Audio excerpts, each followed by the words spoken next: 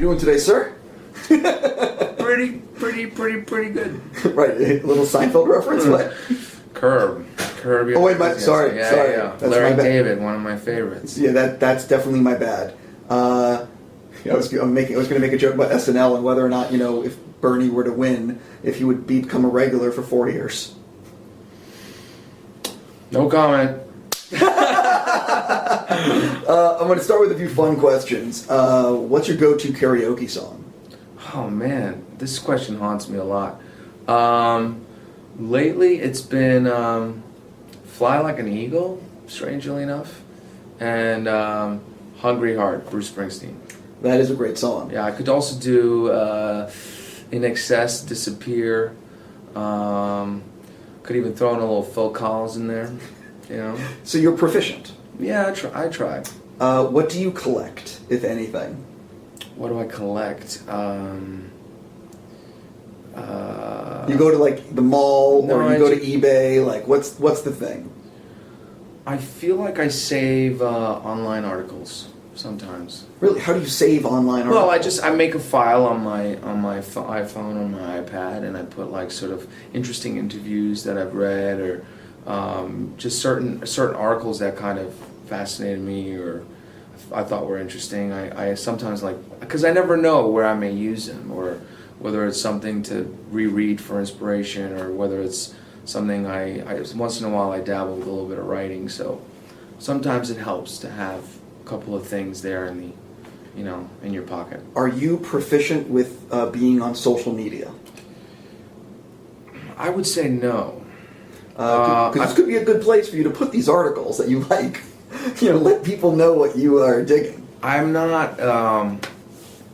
I've certainly gotten better, I think, but I'm not. I'm not that busy on social media as some may argue I could be or should be. Something. There's no right answer with social media. I think that's true. Because some people are legitimately, like Dwayne Johnson is amazing at it. Look, some people are incredible at it, and he is exactly one of them. If I had that kind of social media skill, I would be, look, I do the same thing. But I kind of just think once in a while I get like an impulse, and I go, yep, this is what I should be posting right now, or something like that. But it's not necessarily part of my everyday experience. Jumping into why I actually get to talk to you today. This is one of those. I thought after seeing it, I felt like Melissa plays a character that's almost like the female version of Kenny Powers. Yes. She's like, it's interesting because she's filthy. She's, she goes after what she wants. No apologies. When you read the script, were you like, wait, what is this? I was just laughing so hard at the crude nature of the script. I kept quoting it to my friends, and then I couldn't stop talking about it and thinking about it the night later on that night and then the next day. And I thought that all the characters were really funny, but at the same time had a lot of heart. And even though they were such outrageous, narcissistic, sort of out there personalities, such as Hope and Lance Tucker, at the same time you could kind of see the insecurity and sort of like what was going on underneath. So it's like a love story that's kind of interesting and really different and stands out on its own. I definitely agree with that. Yeah. I haven't laughed as hard at a scene in a while as the sex scene from this movie. I mean, I was absolutely like howling. Like, it's so well done and so choreographed. When how was that on the page versus the way it actually was filmed? I mean, it probably is what shooting porn would be like if you think about it. I mean, I was definitely there, sort of going like, Brian, the camera angle that you have right now. I mean, I'm not sure which, where that's shooting, but how am I positioned in the shot? Do I need to do a couple push-ups or anything else? But it was very funny because it was, I think, my third day on the set. Get out. And I was like, okay, great, we're gonna jump right in. You know, I'm gonna get it out of the way and finish it now. And 8 a.m. we're standing around with like, you know, steaming cups of coffee, kind of looking around, going like, all right, so how are we going to make the most epic gymnastic sex scene ever? Got to know the crew pretty well after that. I was going to say, I mean, I wasn't expecting it, like the way that thing goes down, and let's just, you know, and there's also some tattoos. There's like full on. There are, man. That thing was with me for at least 2 weeks. Yeah.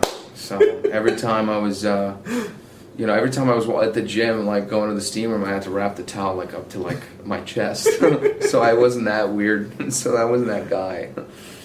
This is one of those films that I think you had like a 22-day shoot. Yeah. You've also worked on these mega budget Marvel movies. Do you prefer one or the other, or do you feel like there's like a time and a place for each kind of a shoot? No, I mean, I think I'm grateful for. There's pros and cons to each of them. I think, you know, when you're working on something like Marvel, which is you know, you're basically signing up for 5 months out of the year, right? And it's a long project, and it's a lot. I mean, it's long hours. You know, it's a lot of action sequences, and it has different demands on you. And I think in that environment, it's a little bit better to have your own space and sort of kind of recharge and go back. So that's a pro for that. And when working on something smaller, I would say something like this can be more collaborative. You know, you can.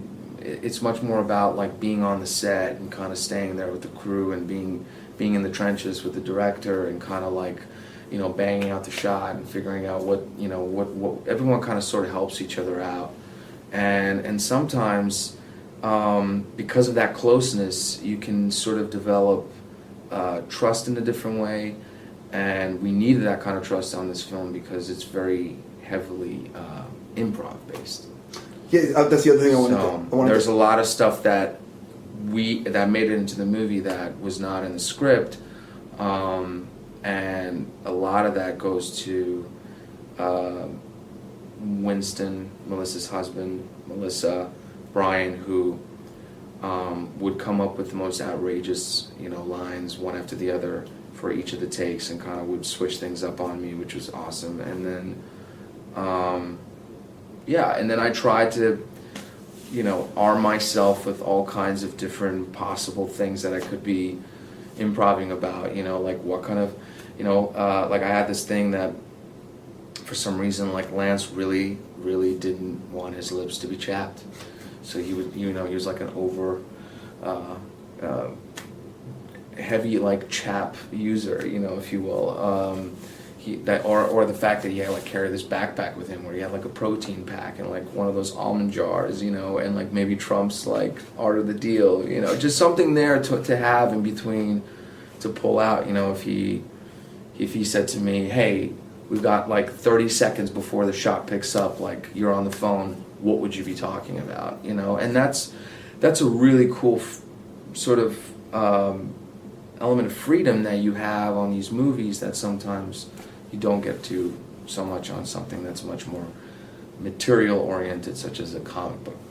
When you are in a movie like this where it's improv, how much are you the night before coming up with those alt lines in your head, and how much are you actually just doing it right there in the moment? I mean, I would say for me it's 90% in the moment. You can kind of start thinking of, there's always a perimeter, always a ballpark of where you want to exist, right? And otherwise the improv can just end up being all over the place. But when you have a great talented director such as Brian, he can sort of guide you and direct you in the right sort of way. I just knew that, look, I was playing a narcissistic, arrogant guy who is not afraid to make his stance known, his opinion known, and to shock you. And so sometimes I was like, you know, whatever ridiculous thing that's in my mind right now will work. Before I run out of time with you, hypothetically I might have talked to the Russos, and maybe they provided me a question or two I should ask. They said that perhaps on the set of Winter Soldier you snapped a photo that you've been saving. Can you tease it? Or can you what can you tell people? Well, I would say that I guess we'll find out in a few months. That's the tease. Yeah, But, there it is. So you took something though on Winter Soldier that you've been saving this whole time. Something came along my way on one of those really hot August strolls, and I picked it up. I'll leave it there and say, so we're going to see it right after Civil War comes out. You're gonna see something soon for sure. Yeah, something that's been jumping out of my telephone every day. They mentioned, one of the things they commented on though was that you were just so nice and so great with fans. And one of the things they shared was that in Berlin, when you guys were filming, Joe texted you, and you'd already wrapped, and that he texted you and said that there were like these girls that had driven 6 hours from Poland, and you came down in your pajamas. So what happened there? Well, I had gotten done with work early, I think that day, like 1 or 2, and then I was in for the night. I was watching Apple TV, and I got a text from Joe that said, "Hey man, listen, there's this group of very sweet girls out here, and they've been waiting. They came from Poland. They've been waiting here all week, because we were coming in from a different entrance, so I wouldn't see them. And it'd be amazing if you went down there." And I was like, what is it to just walk downstairs and say hi to a couple of people? I mean, and it was great. I'm glad I did it because they were so sweet, and I couldn't believe they had driven that far. And I think that's amazing. We have some of the best fans in the world. I mean, we really do, and I feel very privileged because I feel like I've got some of the best fans out of everyone. So whenever I can meet someone, it's a pleasure. It's always like a great reminder of another sweet perk that we get from doing what we do. Did you really wear pajamas? There was some kind of sweatpants. Yeah, some kind of, That's great, because some people domestic homeware of some sort. My last thing for you: have you seen Civil War yet? I have. And I have. I'm going to tell you, every person I've spoken to that has seen it has just been raving, saying how awesome it is. Did you walk out of the theater like, oh yes?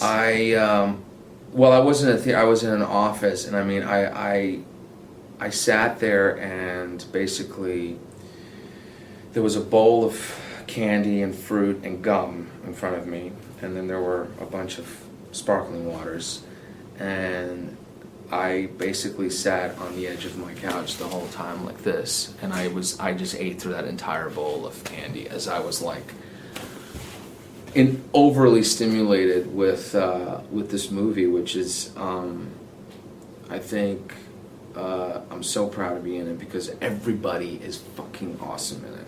Everyone is fucking fantastic, and there, it's just I walked out of it speechless, really.